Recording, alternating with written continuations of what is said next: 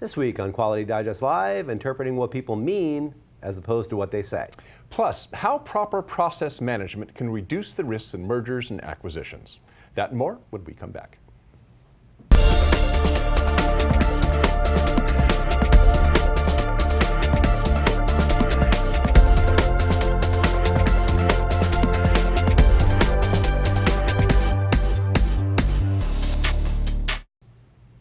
And welcome back to Quality Digest Live for October 16th, 2015. QDL is your weekly look at who and what is making the news in the world of quality. I'm Dirk Ducharme, Editor-in-Chief of Quality Digest. And I'm Quality Digest publisher Mike Richman. I want to start the show this week with a very interesting news item that we ran from Frost & Sullivan. The piece, titled Social and Technological Forces Will Reshape the United States by 2025, ran in Monday's issue of Quality Digest Daily. And the launching point for this piece is a bit of research published by Frost & Sullivan. The report, The Future of the United States, the Social and Technological Forces Reshaping the Country, takes a look at the broad trends that are affecting everything about our country, not least of which the business environment. Frost & Sullivan calls these large-scale trends hyperconvergences, and 4 of them are detailed in the report.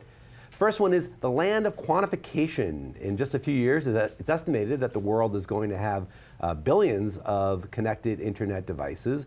83% of these are going to be linked to the Internet of Things. The economic value of all this connectivity is predicted to reach or exceed $10 trillion. And companies are going to have to keep pace with this change in order to win in the world economy. Second one is network culture. 86.7% of the United States is going to be urbanized by 2025 because that's where the millennial generation and immigrants want to live and work. And that's going to mean more personal connections formed and maintained through social media, as friends and family are increasingly widely dispersed geographically. The next one is smarter and more human-centric work. With the U.S. population growing more obese in the years to come, employers are going to put a focus on prevention as the key for controlling healthcare costs. For their part, workers are going to seek employment with companies that offer incentives and subsidies supporting wellness. The fourth and final of these hyperconvergences is personal and professional collaboration. Competition isn't going to go away, but there's going to be more asset sharing and inter-business relationships as a means of working together, so people can basically partner with the companies. You're going to see companies partnering with themselves. You're also going to see other companies kind of partnering with their employees, really, is what's going to happen here. Because the interesting thing is that you have this idea of cooperation, right? I mean, competition is part of the thing, but really you want to have the ability to cooperate with not only what you consider your competitors, but your employees as well. And these convergences kind of work that way. Like, we're talking about the fact that companies would want to incentivize people to be healthier, right? I mean, that's really a partnership between employees and between companies. So that idea that you're going to partner with your company is really what a hyperconvergence is about. You have 2 things kind of coming together there. That's kind of what Frost & Sullivan is talking about. Okay. This is a 10-year scan. I mean, they're looking at 2025 as the year in which this stuff is going to really start happening. So over the next 10 years, you're really going to see, I think, a lot of these convergences. You're going to see a lot of social and economic and technological change in the United States, and what it's going to lead to is, this is a pretty optimistic report, it's going to lead to better economy and a better life for people in the United States. But you can look at the flip side too. I mean, things like obesity trends. I mean, certainly you say they want to kind of mitigate that, but it could also go the other way, where it could be more of a problem and cost companies a lot of money. Well, one of those points you brought up, the smarter and more human-centric work. I guess I'm a little lost in what they were talking about on that. What do they mean, human-centric work? They mean that the human element in that people are gonna want to be able to have work the way they want it. Maybe more, although we're seeing this trend kind of going the other way. People maybe more working from home. People working with their employers to have work environments that are healthier, more campuses, more walking. So by human-centric, they mean just more paying more attention to the human element within the work. Okay. In that case, they were specifically referring really to healthcare, and people being healthier and having healthier options at work. So in designing, kind of the ergonomics of designing work as well is important, because I think people are going to want to, again, have environments where they can work that are safer, that are better, that are healthier for them. And ultimately, it's better for the employers too, because employers are going to have to cover through some way through insurance, through costs, are going to have to cover their employees who don't have an opportunity to get healthy, right? I mean, if people don't get healthy, if they basically continue to be obese and they don't take advantage of some of these opportunities that the employers are offering, it's going to cost the employers obviously more money in the future. So, you know, it's kind of a win-win, and that's what they're talking about with the cooperation of that, is that win-win situation. All right. Interesting story from Frost It is and interesting. Sullivan. Yeah, they always have good surveys, good information from Yeah. Frost and Sullivan. Well, hey, remember when we were all talking about hydrogen-powered cars? This was like maybe, I don't know, 10 years ago or something. And it was the idea that just powered by hydrogen, a car could go 300 miles and your exhaust would be water. And then remember how quickly we stopped talking about hydrogen-fueled cars that could go 300 miles and the only exhaust would be water. Right. Well, there's a reason why we stopped talking about it. In order to carry enough hydrogen to travel 300 miles, you need to carry about 5 kilograms to 13 kilograms of hydrogen, according to the Department of Energy. And what the DOE is actually looking for by 2020 is a system that can be filled to 5 kilograms of hydrogen in 3.3 minutes and operate at temperatures of 40 degrees C, which is about 104 degrees Fahrenheit, to 60 degrees C, which is 140 degrees Fahrenheit. Now, if you think about that, what we're talking about is the DOE is looking for hydrogen to kind of work in the same way gas does, where you pull up to your hydrogen pump, it takes you 3 minutes to fill, and a full tank of hydrogen is going to give you 300 miles of travel. So that's what they're looking for, and operating within normal temperatures. Not 140 degrees Fahrenheit is normal, but basically it has to be able to work in warm temperatures. Now, right now, there's only a few options right now for carrying hydrogen, and one of them is to compress the gas to thousands of psi, or to make to cool it to a liquid, or to release it from the surface of porous materials. Now, it's this last one that really has caught the attention of scientists, because in a sense it's the easiest one to do. The first two, compressing it to thousands of psi or cooling it to a liquid, it's got some real technological challenges to it. So they're looking at more this releasing it from a porous surface. Now, there's some problems with that, and the problems with that one is that it typically takes a really long time in high temperatures to release hydrogen that's stored on the materials. But NIST has patented just recently a process where they actually can do this, where they've gotten it down to something that's reasonable and starts to approach what the DOE is looking for. So what they're doing as they're looking for the right kind of material that they can absorb hydrogen into, and magnesium seems to be the one that makes the most sense. They've been working on the problems for years now, and this patent is for a novel alloy that can eliminate many of the drawbacks of other solid-state storage materials. It'll permit rapid absorption and desorption of hydrogen gas. It'll operate at desirable temperatures. This team was formed about a decade ago, and it was a collaboration between the Materials Measurement Lab and the Physical Measurement Labs at NIST, and it focused on, as I said, magnesium, because it's lightweight and it could absorb enough hydrogen to constitute 7.6% of its combined mass.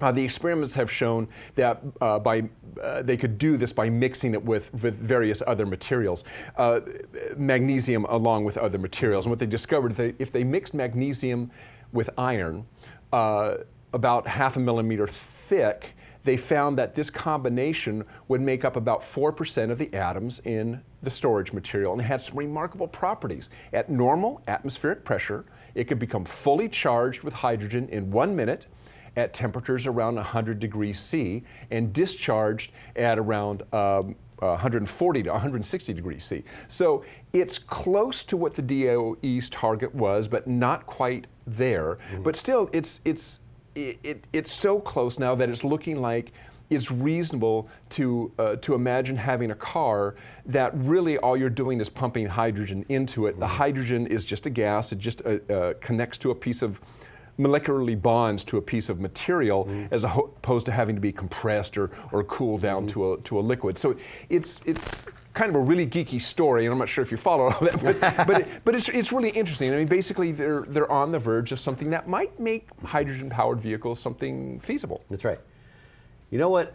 Listening to all that, I was thinking about, Dirk. Blah, blah, blah, blah, blah. The whole time, what came to me is I see your lips moving. I was, well, actually, no, I was thinking about it. I was pondering. I thought it's interesting that, you know, they're going to cool this hydrogen down to a liquid. Right. Right, from a gas to a liquid. Well, that's one of the solutions. Right, yeah. right. Yeah. But gas that goes in your car now is already a liquid. Yes. Isn't that odd? Yeah, well, that yes. Gas is a liquid? Is there a gas form of gas? Yes. So Yes. When you're smelling gasoline out of your tank, that's the vapor. gas. That's the vapor form of gas. Yeah. So it's gas. Yeah. Well, there's liquid gas. That's gas. Wow. It's interesting you say that because I actually had a dinner. No, I'm not going to say that. Yeah. No. Don't I go there. wanna Okay. Okay. All right. Thank you, Dirk. That was a fascinating. Yeah, story, I Dirk. know. I listened to the whole thing. I and got to throw those in every now and then. Just to prove your geeky Yeah, credentials. yeah, exactly. All right. Well, speaking of the geeky. All right. Well, now for a little news from the International Organization for Standardization. According to a release that we linked to in Monday's issue of QDD, ISO has seen strong recent growth in its energy management and food management system standards. That information and other interesting tidbits are found in the ISO survey of certifications. According to the report, ISO 50001 Energy Management Systems Requirements for Guidance for Use has seen the strongest year-over-year growth with a 40% upswing in the number of registrations to the standard. Meanwhile, ISO 22000 Food Safety Management Systems Requirements for any organization in the food chain realized a solid 14% increase in growth year after year. The two biggest and best known management system standards in the ISO portfolio, ISO 9001 for quality management and 14001 for environmental management, saw smaller gains. It was 1% for ISO 9001 and 7% increase for ISO 14001. Now, those numbers are expected to perk up a bit with the 2015 revision of both of these standards. So essentially what the ISO survey, they do this every year.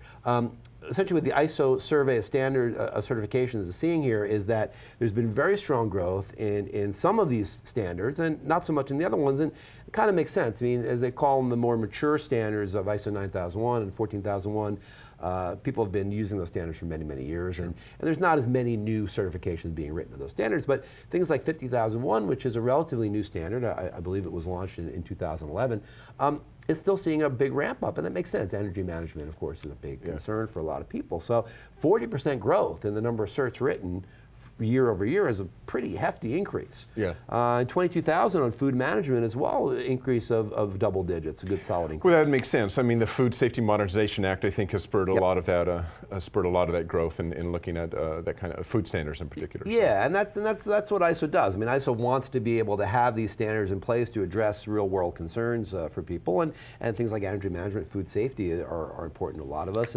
And you know, we're going to continue to see these standards, I think, continue to get traction going forward. But you're going to see a pop, I think, in the next report on obviously 9001 and 14001 too, with the new versions of those standards coming out. Exactly.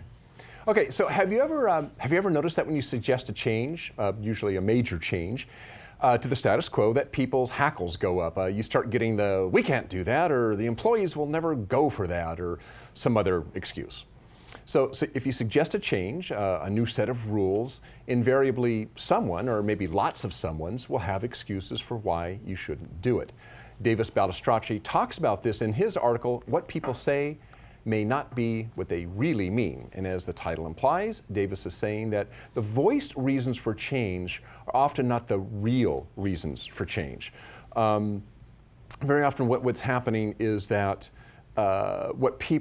what's really going on in their mind is they're voicing one excuse, but their real concern is there going to be more work? Or am I going to lose some of my power? Or you're taking something away from me. But of course, the person never says that. They say something else. Usually they put it on, oh, you know, these people aren't going to like it. So the trick is to understand that this is what people do. We all do it, by the way, at work and in our relationships. If you think about it, if you've ever objected to something, think about the flimsy excuses you've given as opposed to the real reasons, which might be, I just don't want to, which I guess you could really say that's being honest, but I mean, you really could say, sorry, boss, no, I just don't want to do that. So one example of this that Davis made is this. Now keep in mind, Davis works largely in healthcare. A physician on an executive team was from the old school belief system of physician entitlement, Davis writes, and any hint that a physician would have to give up some power, and this physician that he was talking to would blurt out, the physicians will never go for that. After about half dozen outbursts like this, it was clear, writes Davis, that she would never go for any perceived threat to entitlement and was putting up a smokescreen by hiding behind the physicians. That happens a lot. That happens a lot in any exchange, right? I mean, that's pretty common. That you know, it's like somebody says that person is going to be really mad. That can't fly. Yeah, or customers aren't going to go for it because it's easier to say that than to really come out and state your own personal belief. Well, I feel like I'm going to be losing power. Nobody wants to say that because it sounds so self-serving, which it is, but it also happens to be the truth. Yeah. But his point is that strong reactions are never for the reason one thinks. And he points out that he learned one thing from Joseph Duran, in that is any change is a threat to something. There is the change itself and there's the social consequence of the change. The latter is an uninvited guest and a troublemaker, says Davis. Until the perceived goal or threats are named and dealt with, your project is going nowhere. And so, what does that mean? Well, in my opinion, first of all, you have to gently steer people away from saying things like they, whoever they is, will never go for it. The question back to that person should be, well, let's deal with them later, but why are you opposed to it personally?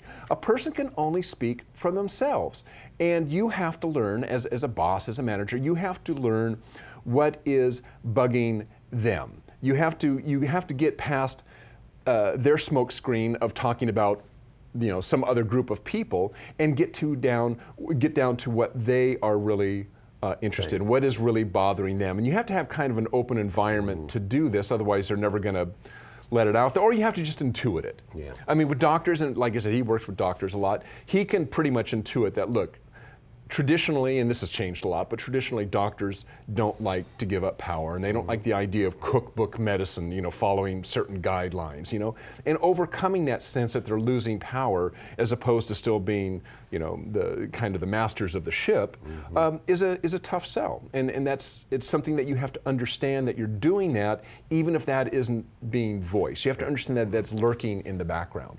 And this has actually gotten even tougher because changes in healthcare legislation and so forth, because of those changes, physicians and their practices are being held accountable, literally accountable, for outcome.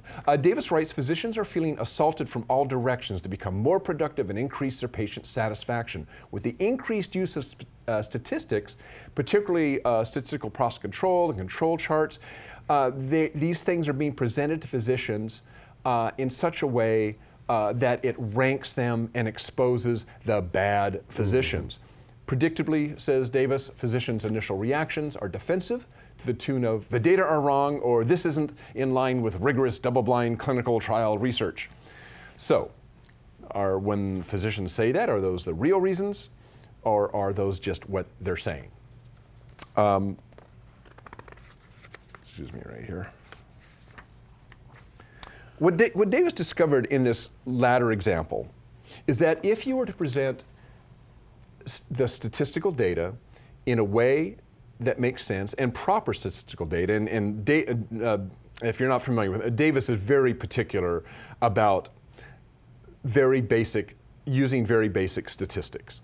And by basic, I don't mean like simplistic. I just mean he really believes that very often people go overboard with statistics and get so enveloped in the minutia of statistics and just crazy statistical analysis when very simple run charts will do the job. Right. And he believes that if you present the right data in the right way to a physician, and I would add to an engineer or any kind of analytical person, any kind of analytical type, that they are going to accept the data and they're going to understand the conclusions that are being drawn from it and go ahead and want to use them. That is, if they trust the way it was collected and and analyzed. I mean, data is what we call values free. If somebody understands the data presented them and asked to solve a problem, I think most people are going to be on board. And it really boils down to, as it always does, communication. If you just tell people this is the way it's going to be without a solid explanation of why, it isn't going to work. And I think I've said this before. My wife works in the healthcare profession, and she's had this happen very often, where a QA person will call a meeting and says, look, here's the here's the statistics. Yeah. We have problems in this area, and this area. We're making some changes. You guys got to shape up. Yeah. And that's like, okay, well, that's true. I never tell my wife that unless she had like a couple of glasses of Chardonnay. But I mean, basically, what the QA person is saying is true, but they're not presenting the data, and they're not presenting where the data come from. They're not really presenting how what the data is really showing. And more than that, they're instituting changes without getting input. Right. And that right there is a huge problem. You've got to get that data back into, from your frontline people back into the system before you institute changes, even if it's obvious that changes have to be made. Right. You got to get them on board, and they have to understand where the data is coming from to do that. Yeah, it's interesting. Davis is an interesting guy because he's got a very different perspective than a lot of people with a statistical background. He's a very humanistic, very human-focused person, trainer. Writer, author, speaker, and he understands, and he keeps the human element very high in his mind at all times. That you're dealing with humans in any system, in any process, and you're dealing with human-centric work, especially in healthcare, really. And I think that what happens is that you try to have the statistics and the data presented in a way that the humans that need to make that data actionable and make changes maybe based on it can get it and can use it and cannot be offended and can hear what's being said. So it's a two-way street. It's both, saying it in the right way and having people who are accepting of it hearing it in the right way too.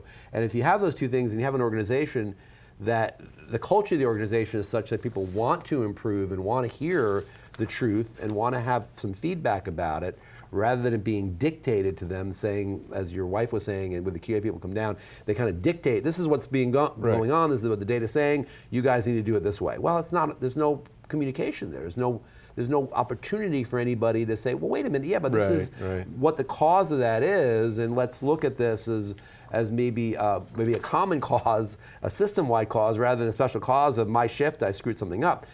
That's really important to be able to have that feedback. If you don't have that, the system's not going to improve. And that to me is the core of what Davis is always talking about. Yeah.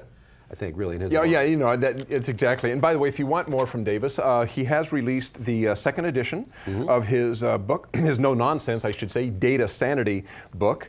It's a second edition, just came out, and it really fleshes out Davis's philosophy that for a deeper understanding of variation is far more important than statistical techniques when solving quality improvement problems in a healthcare practice. Also, Davis writes that while defined projects are still necessary for organizational improvement, they must be seen in the context of cultural, and Davis is a real Deming fan, within the context of cultural transformation. So data sanity will catalyze this process, and the use of everyday data to create the time to make effective, more strategic projects. So if you are an advocate of using data the right way, and Balistracci followers, you know what I mean, then you need to pick up a copy of his book, the second edition of Data Sanity. You can find it on Amazon, in fact. So you can find it all over, yeah. It's really good. I mean, Davis is he's been with us a long time. We've had Davis work with us for gosh, well over a decade now, I believe. Yeah. And he has, like I said, he has a uniquely, I think, human-centric approach to statistics and statistical analysis. Yeah, and he really does have a thing about just overblown. I'll use my words, overblown statistics. That's right.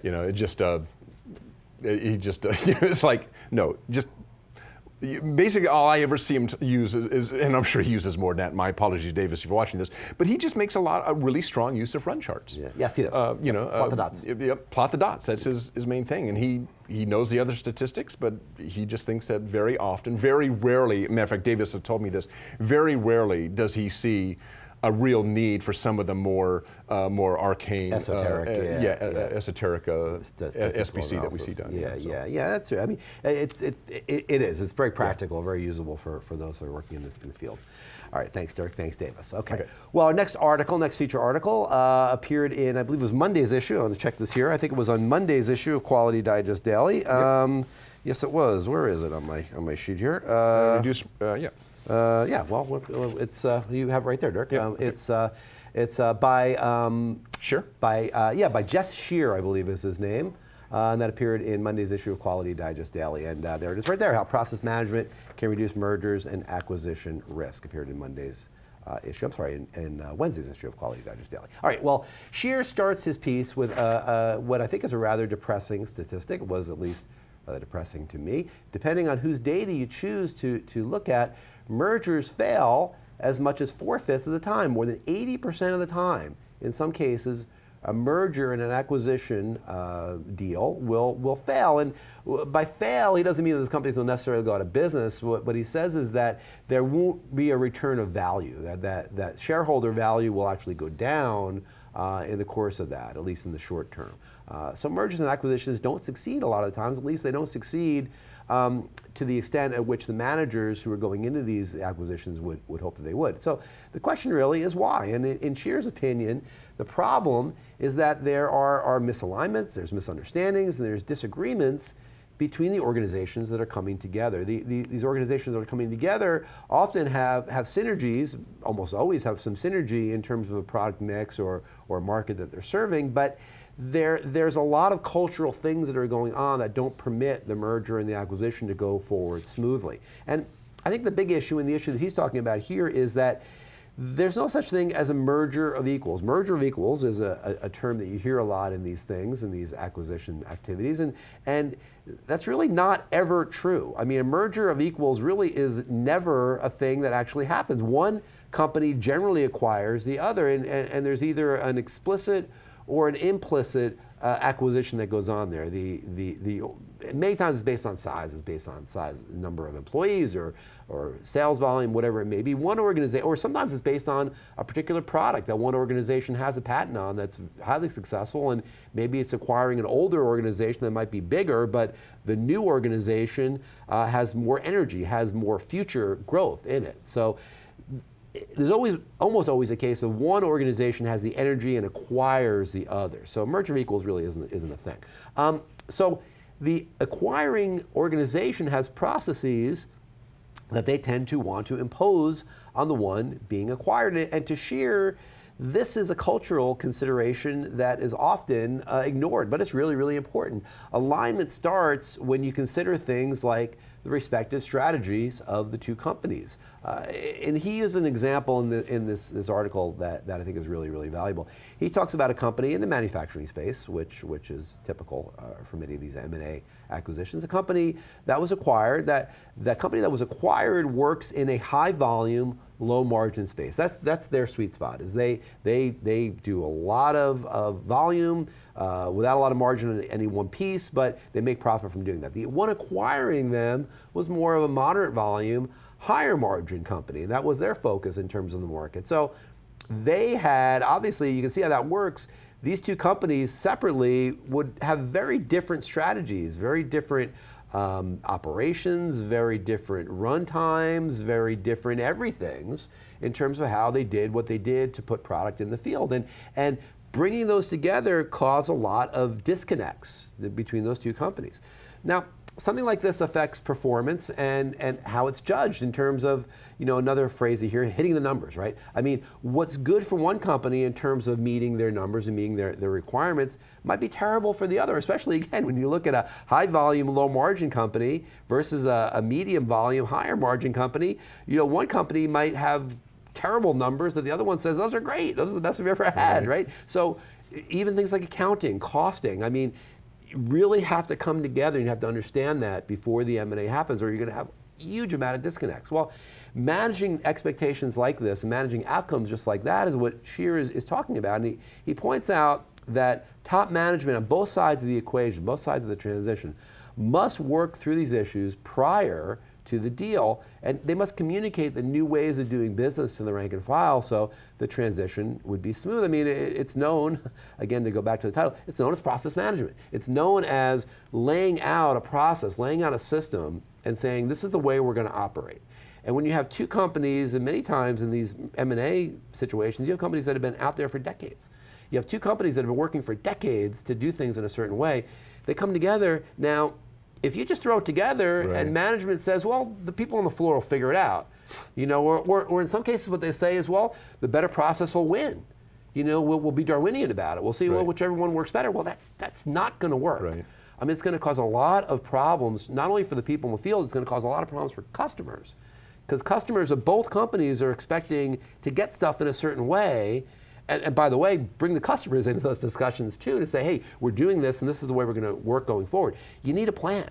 You need a plan in place to do that. And if you don't, you're really taking that 80% failure rate and probably pushing it even up higher because you're not even accounting for any of these issues that are there. Right. You know they're there, so you can deal with them since you know they're there going in, and you can hopefully get people together, communicate it to the rank and file, and it can have a better chance of working. Yeah.